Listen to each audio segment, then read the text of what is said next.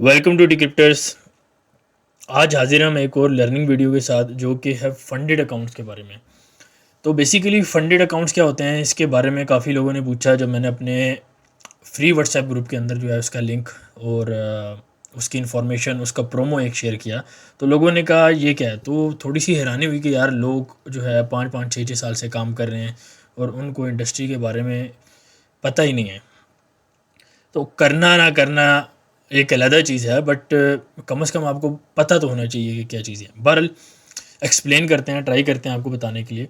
देखें, ये different companies होती हैं जो सर्टन पैसे लेके, उसकी कुछ फ़ीस लेके आपको एक अकाउंट देती हैं टेस्ट के लिए।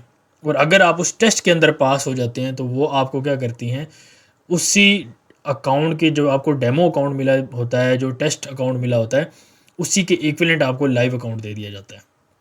ठीक है। तो आगे जाने से पहले एक चीज़ मैं आपको क्लियर बता दूं कि ये कंपनीज रजिस्टर्ड ज़रूर होती हैं लेकिन रेगुलेटेड नहीं होती। रजिस्टर्ड होने में और रेगुलेटेड होने में फ़र्क है। ठीक है। तो मेक श्योर आगे इसको मैं एक्सप्लेन भी करता हूँ। अच्छा देखिए, होता है क्या है कि तकरीबन $50 से मोस्टली जो है कंपनी स्टार्ट हो जाती हैं, जो कि $5,000 का आपको अकाउंट मिल जाता है। यानी कि $50 लगा के $5,000 का आपको अकाउंट मिल जाता है डिफरेंट उसके अंदर। किसी जगह एक्सपेंसिव है, किसी जगह इससे भी कम है, प्रमोशंस भी आती रहती हैं, डिफरेंट चीज़ें होती रहती हैं। तो लेट से कोई वेबसाइट है, कोई कंपनी है, उसको आपने पैसे दे दिए, आपने अकाउंट ले लिया। अब अकाउंट है 10,000 का। ठीक है। अब 10,000 के अकाउंट में बेसिकली दो फेजेस होते हैं। टेस्ट के दो फेजेस होते हैं। टेस्ट का मतलब आप इसको इवैल्यूएशन के लें, जो मर्जी आप नाम ले लें, उसके दो फेजेस होते हैं। फेजेस के अंदर कुछ रूल्स होते हैं, वो रूल्स पहले आप समझ लें क्योंकि सबसे इंपॉर्टेंट ये रूल्स हैं। रूल्स क्या होते हैं कि आपने 8% का टारगेट, यानी 8% ऑफ योर स्टार्टिंग बैलेंस, जो आपको स्टार्टिंग बैलेंस मिला है, लेट से आपको 10,000 का स्टार्टिंग बैलेंस मिला है, तो 10,000 के ऊपर जो 8% बनता है वो कितना बनता है, $800। तो आपने फेज़ 1 के अंदर $800 बनाना है, डेट्स इट। ठीक है। इसी तरह आपने फेज़ 2 के अंदर $500 बनाने हैं, कंसीडरिंग डैट कि आपका $10,000 का अकाउंट है, ये आपके पास फेज़ 2 है। चीज़ें इतनी आसान नहीं हैं। अगर आसान होती तो हर बंदा कर रहा होता। इशू इसमें ये आता है कि 5% डेली ड्रॉ डाउन और 10 से 8%, 80-90% का जो ड्रॉ डाउन है, लिमिट है, वो 8% है। ठीक है। लेकिन कुछ कंपनीज आपको 10 भी देती हैं, कुछ इवन 12 भी देती हैं, लेकिन मैं 8 से 10 की बात करूँगा। अब ये जो है, ये डेली का ड्रॉ डाउन जो है 5% है और 8 या 10 ओवरऑल है। अब इस कॉन्सेप्ट को समझना, अगर आपने पहले 5% का ड्रॉ डाउन हिट कर दिया, ठीक है, यानी कि 5% कितना बनता है 10,000 का, सेम 5% बनता है, $500 बनता है 10,000 के ऊपर। तो अगर आपने $500 का लॉस एक दिन में कर लिया, या ओवरऑल आपने $800 का लॉस कर दिया, मान के चलते हैं कि 8% हमारे पास इस केस में है, तो यानी कि अगर आपने पहले दिन 200 का लॉस कर लिया, दूसरे दिन 300 का कर लिया, तीसरे दिन फिर आपने 200 का कर लिया, चौथे दिन फिर आपने $100 का कर दिया, तो ऑल टुगेदर आपने $800 का लॉस कर दिया। आपका अकाउंट टर्मिनेट, आपके पैसे ज़ाया। ठीक है।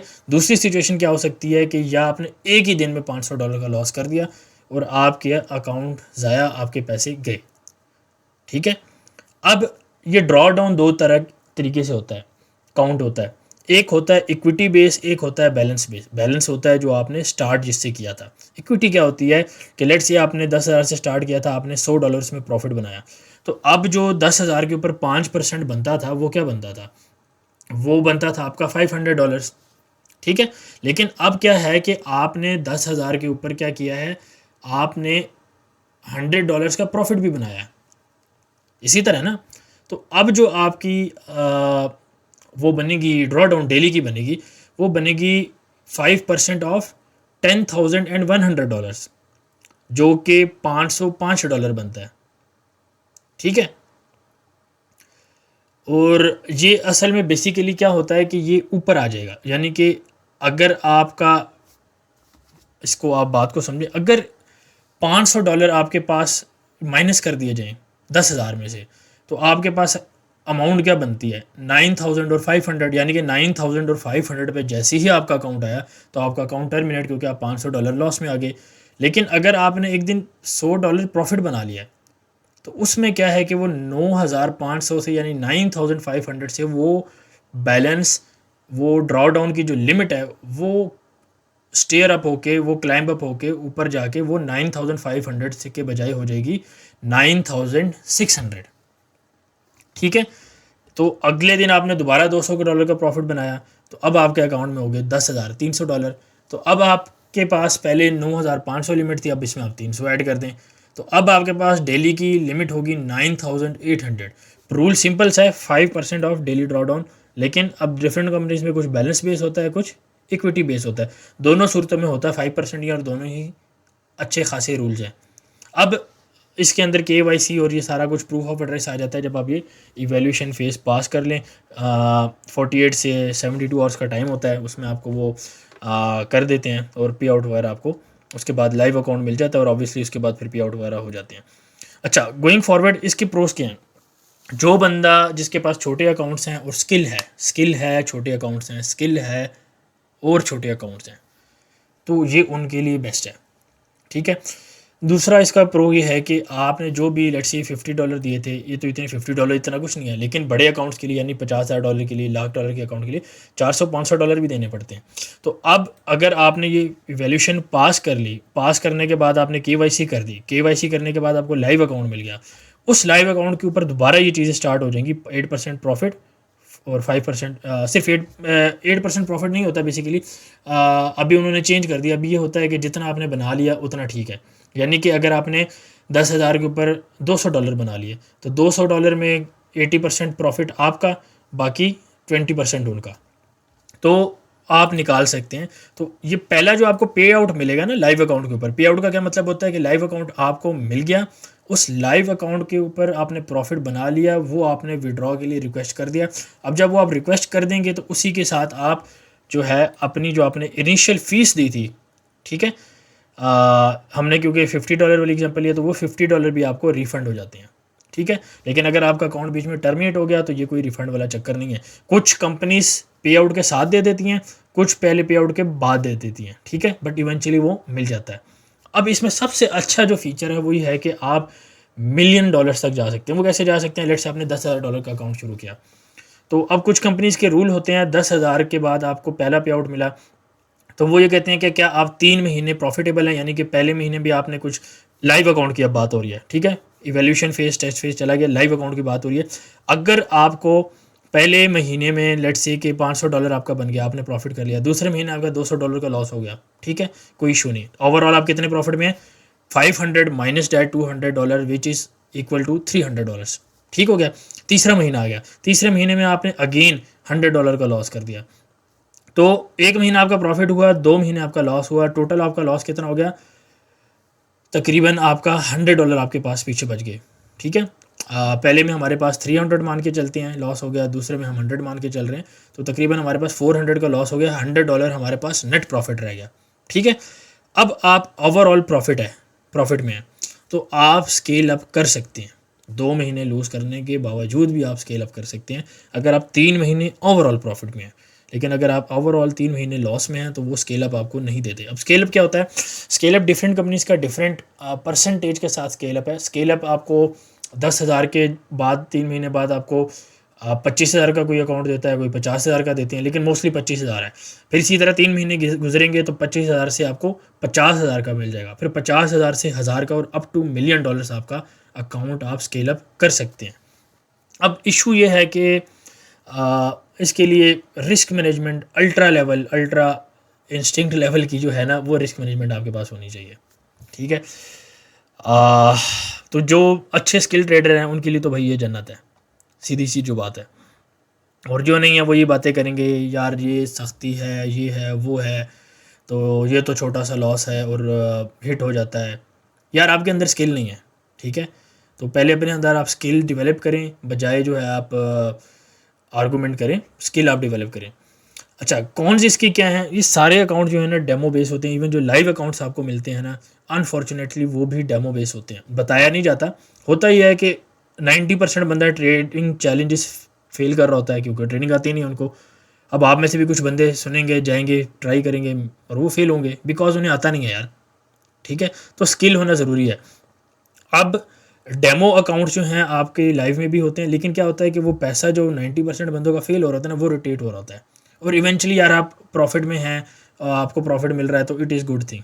$50 आपने मार्केट को देने हैं या स्टॉप लॉस में देने हैं, उससे अच्छा यार किसी जगह आप कर लो अगर आपके पास स्किल है। ठीक है, बहुत अच्छा इसमें आई विल हाईली रिकमेंड कि जो बंदे अच्छे ट्रेडर हैं वो इसको ज़रूर यूज़ करें। अगर आपको ट्रेडिंग नहीं भी आती तो आप सिग्नल सर्विस किसी की यूज़ कर सकते हैं, कोई इसमें मसला नहीं है। अच्छा, दूसरी चीज़ ये है कि स्किल ट्रेडर्स के लिए हर बंदा इसको नहीं कर सकता। ठीक है। अच्छा, एक चीज़ और जो है इसमें काफ़ी उस ब्रोकर्स के अंदर कमीशन जो हैं और स्प्रेड थोड़े ज़्यादा हैं। ठीक है, नॉर्मल एक्सचेंज, नॉर्मल ब्रोकर की रिलेटिव उनकी निस्बत इसमें कमीशन और स्प्रेड ज़्यादा है। अभी एक ब्रोकर का $5 पर लॉट के ऊपर कमीशन है, एक ब्रोकर का $7 पर लॉट के ऊपर कमीशन है। ठीक है, और नॉर्मल ब्रोकर का $2.5 रहता है या $3 रहता है, तो उस लिहाज से ये काफ़ी ज़्यादा है। ठीक है, कमीशन भी और स्प्रेड भी। अच्छा, आगे चलने से पहले ये कि आप वीकेंड के ऊपर भी ट्रेड कर सकते हैं, न्यूज़ ट्रेडिंग भी कर सकते हैं, नंबर ऑफ डेज़ की कोई रिस्ट्रिक्शन नहीं है। ठीक है, ओपन चीज़ है। अच्छा, हम जो फंड्स प्रॉप फर्म या फंडेड वेबसाइट्स जो रिकमेंड करते हैं वो सबसे पहले तो FTMO है। ठीक है, काफ़ी फेमस है लेकिन ये काफ़ी एक्सपेंसिव है। तो अगर आपको इस चीपर में चाहिए, सस्ते में चाहिए अगर आपको, तो माई फंडेड FX है, फंडेड इंजीनियर है, द फंडेड ट्रेडर है। इसके अलावा भी हो रहे हैं जैसे स्किल फंडेड ट्रेडर है, एक आपका श्योर शॉट करके है एक आपके पास आती है। ठीक है, तो टू फंडेड है, डिफरेंट आपके पास हैं, नोवा फंडिंग है, काफ़ी ज़्यादा हैं। लेकिन ये चार जो हैं ये मैंने खुद यूज़ किए हुए हैं और मैं तकरीबन 2022 से इनको यूज़ करता आ रहा हूँ। ठीक है, और हमारी एक अच्छी इंटरनेशनल लेवल के ऊपर कम्युनिटी है जिसके अंदर मैं अटैच्ड हूँ और उसके अंदर पाकिस्तानी बंदा सिर्फ फ़िलहाल में हूँ और उसके अंदर गोरे, काले, अफ्रीकन्स यानी कि डिफरेंट लोग हैं और सारे फंडेड ट्रेडर्स हैं हाई लेवल्स के ऊपर। ठीक है, तो हर तरीके से लेजिट है, हर तरीके से वो है, लेकिन मैंने आपको शुरू में बताया था कि ये रजिस्टर्ड ज़रूर है लेकिन रेगुलेटेड नहीं है। ठीक है, तो रेगुलेटेड क्रिप्टो भी नहीं है, रेगुलेटेड क्रिप्टो भी नहीं है, लेकिन क्या क्रिप्टो से पैसा बनता है? क्या क्रिप्टो में ट्रेड होती है? हाँ, होती है। ठीक है, तो ये चीज़ बहरहाल आपको पता होनी चाहिए। मेरी एडवाइस क्या है? मेरी एडवाइस ये है कि अगर आप 1% 5% उन्होंने कहा था कि यार डेली का रिस्क है। ठीक है, अगर आपको मैं लेके जाऊँ 5% डेली का ड्रॉ डाउन है, तो मैं आपको क्या कहता हूँ कि आप 5% नहीं 1% डेली का खुद से ही अपने आप को लिमिट कर दो। तो आपके पास अगर आप 5% 1% डेली का खुद से लिमिट करोगे, अपने आप को इसमें बाउंड कर लोगे, तो तकरीबन आपके पास 8 ट्रेडिंग डेज, ठीक है, based on 8% overall draw down, आपके पास 8 ट्रेडिंग डेज हैं। अब ऐसा तो पॉसिबल नहीं है कि यार आप 8 के 8 दिन लॉस करो। ठीक है, पॉसिबल है लेकिन आप कोई बहुत ही बुरी किस्मत के मालिक हो, बहुत ही काली ज़बान के मालिक हो और ऐसा है तो फिर एक अलग बात है, अदरवाइज़ इस तरह पॉसिबल नहीं है। ठीक है, हाईली अनलाइकली, अगर मैं पॉसिबल का वर्ड हटा के हाईली अनलाइकली से इसको रिप्लेस करूँ तो ज़्यादा बेटर है। अब 1% रिस्क को आप क्या यूज़ कर सकते हो, आप एक ही ट्रेड दिन की लो, उसमें 1% आप लगा लो। ठीक है, ख़त्म। दूसरा ऑप्शन क्या हो सकता है कि आप दिन की 2 ट्रेडें लो और आप 0.5% एक ट्रेड पे लगाओ। यानी एक ट्रेड आपने लंदन सेशन में ले ली, एक आपने न्यूयॉर्क सेशन में ले ली, या आप जिस हिसाब से भी ट्रेड करते हैं उस हिसाब से आपने कर ली। इसी तरह 3 ट्रेडें आप कर सकते हैं 0.3% के हिसाब से, और इसी तरह आप 4 ट्रेडें कर सकते हैं 0.25% की। अब ये 4 ट्रेडों वाला सबसे मुश्किल काम है, 0.25% पर ट्रेड के ऊपर रखना हाईली स्किलफुल काम है, हाईली स्किलफुल काम। यानी कि 2 पिप्स का SL, 3 पिप्स का SL। अभी रिसेंटली हमने VIP में आज ही बल्कि तकरीबन 1.8 पिप्स के SL के साथ हमने एक ट्रेड ली थी, जो कि तकरीबन 12 से 15 पिप्स का TP था उसका। तो रिस्क रिवॉर्ड तो अच्छा बनता है। अब उसमें आप हाई लॉट मारें तो अच्छा खासा जा सकता है, और वो रिस्क तकरीबन 0.25% से भी कम बनता है, 1.8 पिप्स का स्टॉप लॉस। ठीक है, तो डिपेंड करता है कि आप कितने ज़्यादा स्किलफुल हैं। Continuing this my advice, over trading आपने नहीं करनी। क्यों? अगर आप इस चीज़ को यूज़ करेंगे तो ओवर ट्रेडिंग आपकी ऑटोमेटिकली एलिमिनेट होनी चाहिए। ओवर ट्रेडिंग इज़ बिल्कुल इसमें मना है। दिन की एक ट्रेड, हफ्ते की 2-3 ट्रेड, दैट्स इट, ख़त्म बात। इसको आपने लाइव अकाउंट की तरह ट्रीट ही नहीं करना।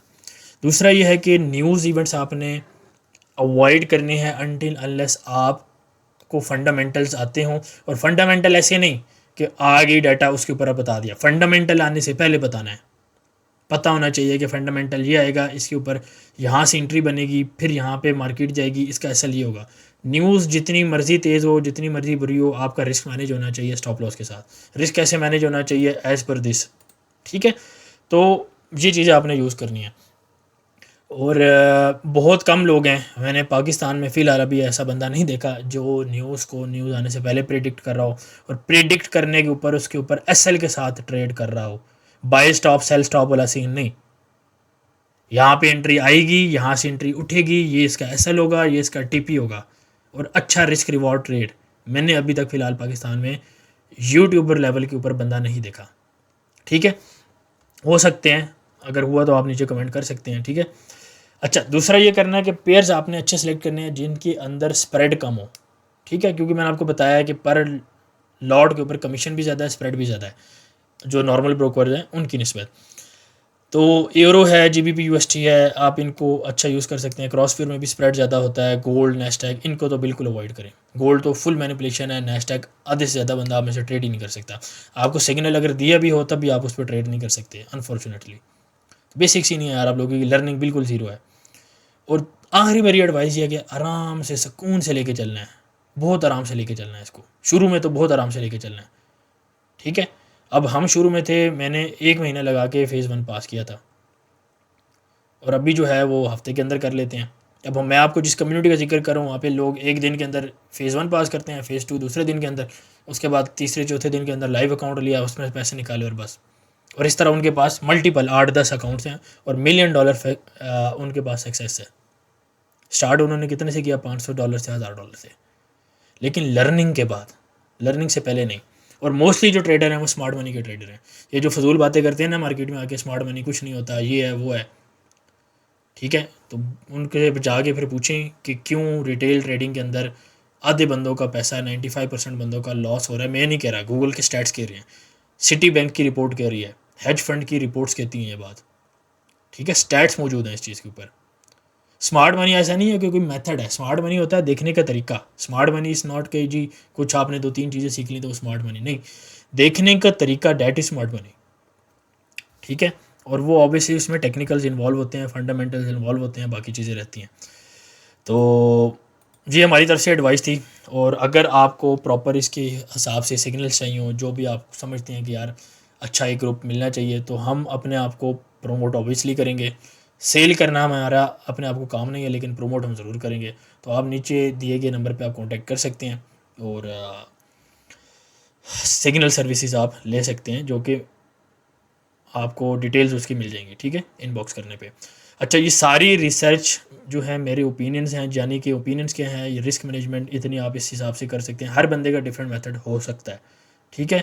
और ये कंपनीज जो मैंने आपको बताई हैं, बाकी चीज़ें जो मैंने आपको बताई हैं, ये मेरे एक्सपीरियंस बेस के ऊपर है, ठीक है। तो आप में से कुछ बंदे से डिफ़र कर सकते हैं, बट एक बात तय है, इसको सिर्फ स्किलफुल बंदा कर सकता है। जो बंदा एसएल नहीं लगाता, जो बंदा बड़े बड़े एसएल लेता है, जिसको पता नहीं है ट्रेड किधर जानी है, जिसको ने लेयर करनी है, उसके लिए ये काम नहीं है। वो कोसों दूर इससे रहे और नीचे कमेंट में लिख दे इट्स नॉट फॉर मी, ठीक है। सिंपल सी बात। कम से कम आप वीडियो देख रहे हैं तो कमेंट सेक्शन में कमेंट तो होना चाहिए आपका। तो बाकी लाइक करें, सब्सक्राइब करें, आगे शेयर करें। और on that note, take care करने से पहले प्रोमो हमारे चल रहे हैं, नीचे व्हाट्सएप का फ्री ग्रुप अवेलेबल है, आप उस पर भी रब्ता कर सकते हैं और इसमें भी आप करके जो है प्रोमो कर सकते हैं। ब्लैक फ्राइडे के सेल्स चल रही हैं, तो अगर लेना है तो अभी अच्छे दिन है, 1-2 दिन ही अवेलेबल हैं, ठीक है। तो बाकी टेक केयर, अल्लाह हाफिज़। Decryptors. Join us for more.